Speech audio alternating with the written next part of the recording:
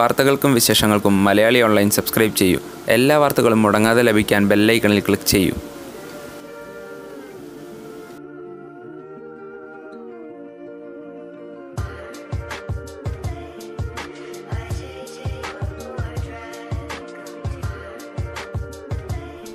സിനിമയിലെ സൂപ്പർ സ്റ്റാറുകൾ വാങ്ങുന്ന പ്രതിഫലത്തെക്കുറിച്ചാണ് പൊതുവെ ചർച്ചകൾ നടക്കാറ്.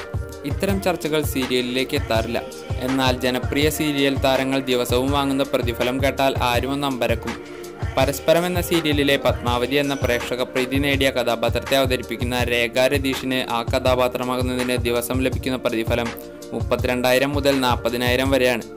പത്മാവതിയുടെ മരുമകളായി എത്തുന്ന ഗായത്രി അരുണിന് 35,000 മുതൽ 40,000 രൂപ വരെയാണ് പ്രതിഫലമെന്ന് പറയുന്നു. അതേ സീരിയലിൽ തന്നെ വില്ലത്തിയായി എത്തുന്ന സ്നേഹ 20,000 രൂപ മുതൽ 30,000 രൂപ വരെയാണ് വാങ്ങുന്നത് എന്ന് പറയുന്നു.